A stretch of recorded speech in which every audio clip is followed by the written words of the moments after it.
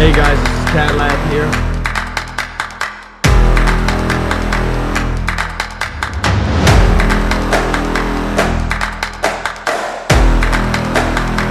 It's Cat Lab here.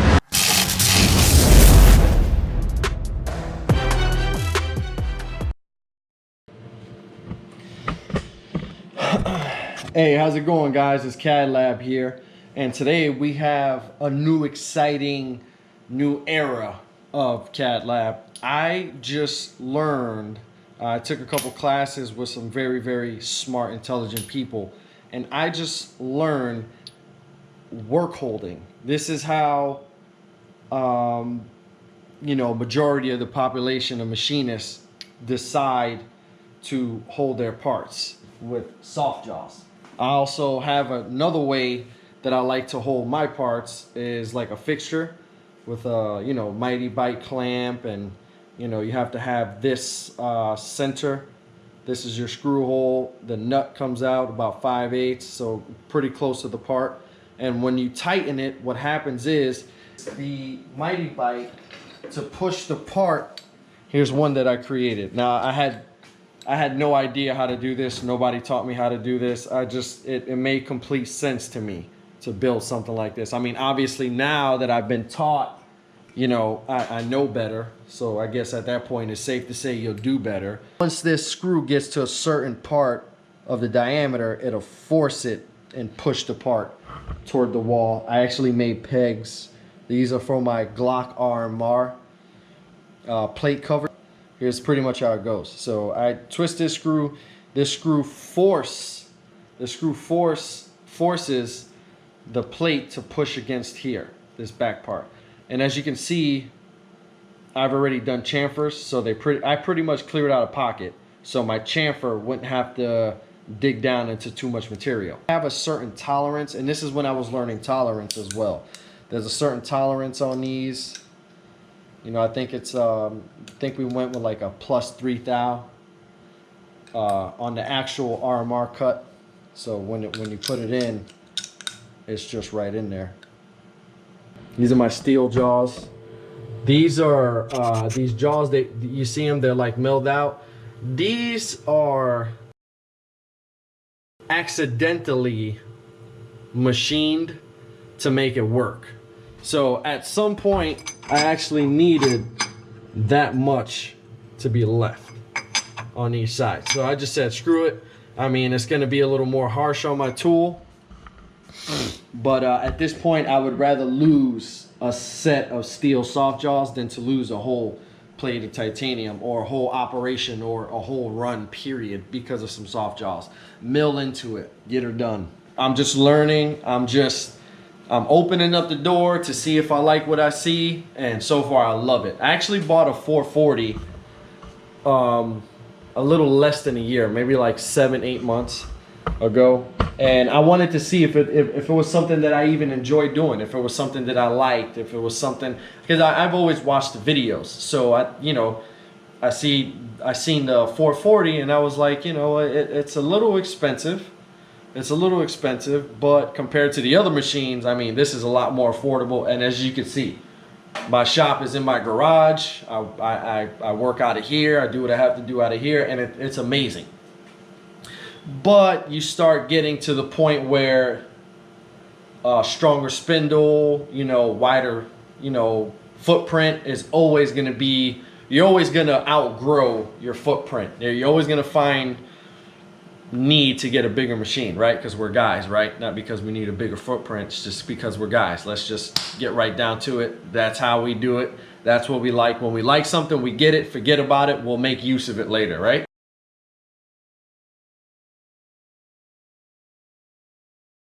They're reversible. You see how the screw is not directly centered? Like here, hold on.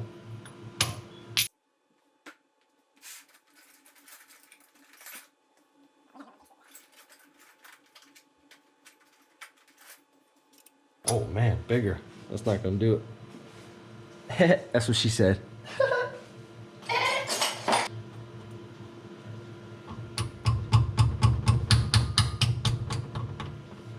The reason why I don't want to go in there and twist it, because my edges my edges are sharp.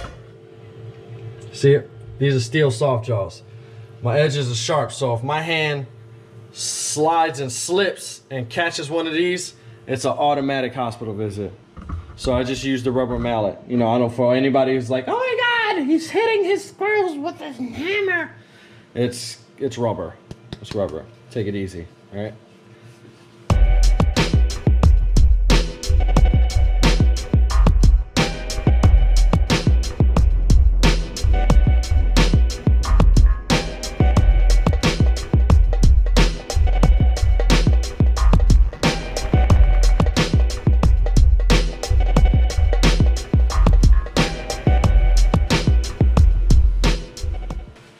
A big key to this is to make sure that you don't have no chips here. Usually I clean my mill daily, but I've been running a lot of titanium. So, I mean, sometimes there's just no time to clean it because it's always being in use.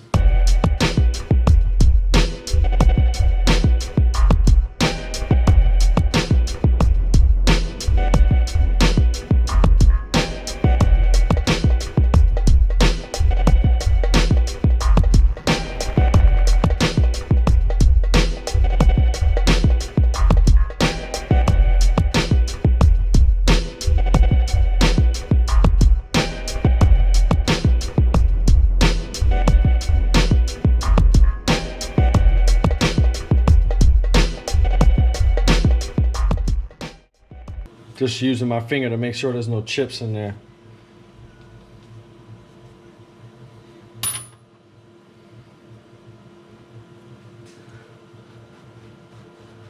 Making sure it slides nice, see? It almost gets stuck, like a vacuum. That's how you know there's no chips in there. See that? No chips.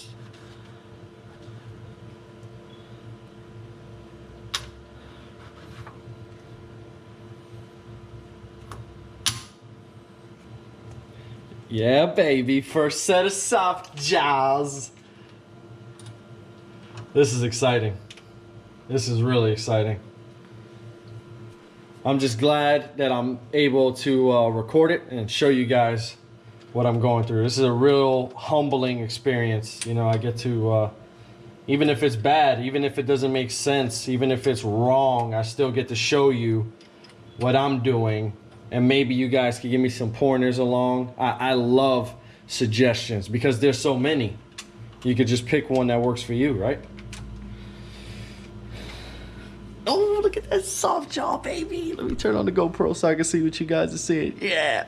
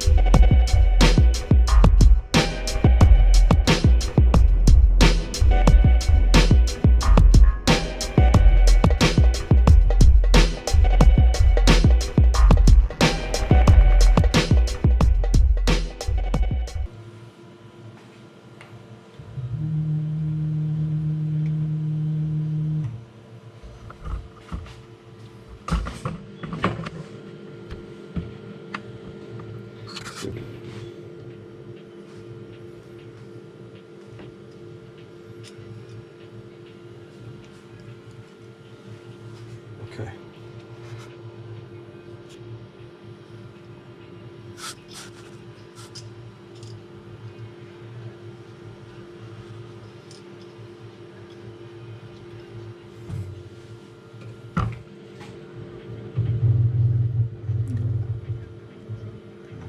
Now I'm pushing it up against the indicator.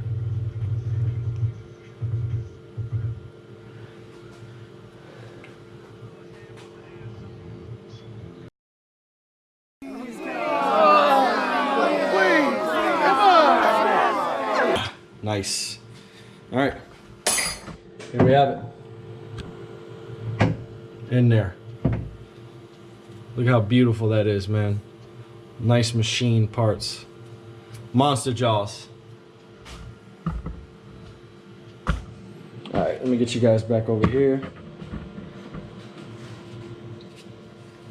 This is what Thor started off with, by the way. All right, guys. So this is a 1/4 inch end mill. Let me see if I could show you on the writing. This is a 1/4 inch end mill. I don't think you're gonna be able to see it. It's too fine. These are both 1/4 inch end mills, right? So on my CAD, I designed this guy to be exactly spaced out at 1/4. Okay, and what that being said is because I spaced it out as 1/4, it's actually going to be able to hold this coin just like that, directly in the middle. Let me see if I can get you in there. I'm sorry if you don't have a good angle, I'm sorry. But just like that. So I'm going to mill a pocket. I'm not going to close it all the way because I need to hold on to this coin about 80%. So I'm going to put a 1/4 inch end mill in between here, and then I'll begin milling my pocket out. It'll make sense after this.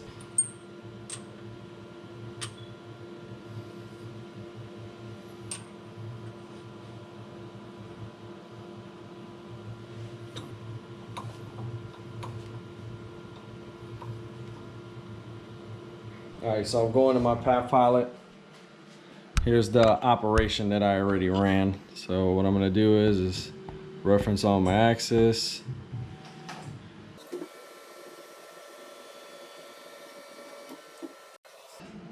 So file, I just put it in a new USB, and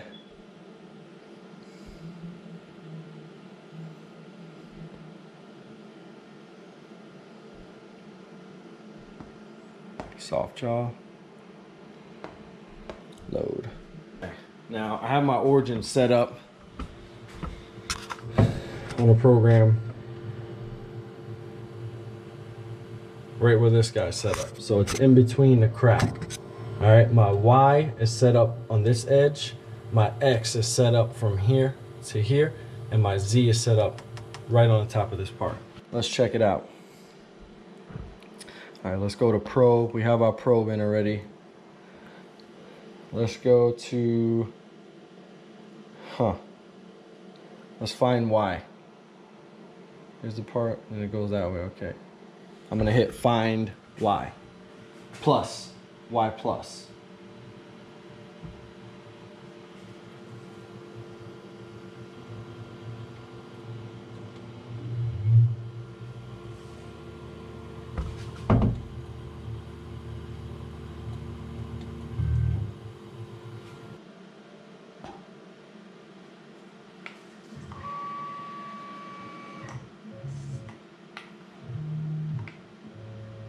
I hit 0 too, by the way. I pressed 0 on here. So I set my work origin at my left corner. My left corner right here. I set my work origin. Then I'm going here. I'm gonna tell it to find X. Let me see something.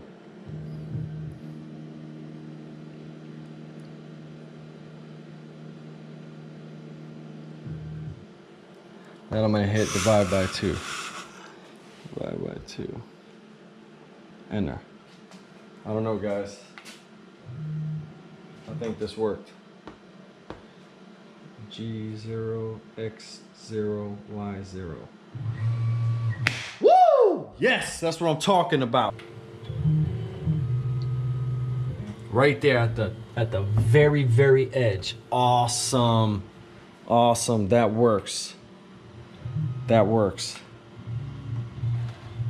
And then I'm gonna do the Z height. Here's the probe. I don't know if I like that jump though. Let me see. G55. Okay, all right. Yeah, they're pretty much centered. See, the jump up goes from here to there. G54. Yeah, see, it doesn't come off this line, so that makes me happy. G55. Yep, didn't come off the line at all. That's awesome. All right, so let's tool up.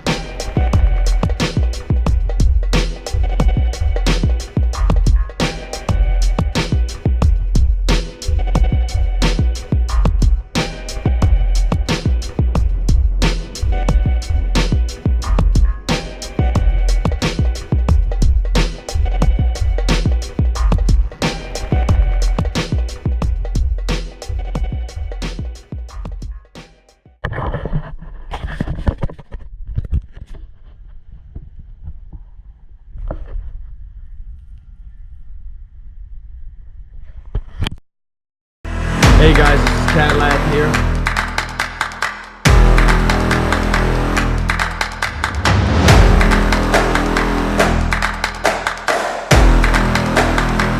It's Cat Lab here.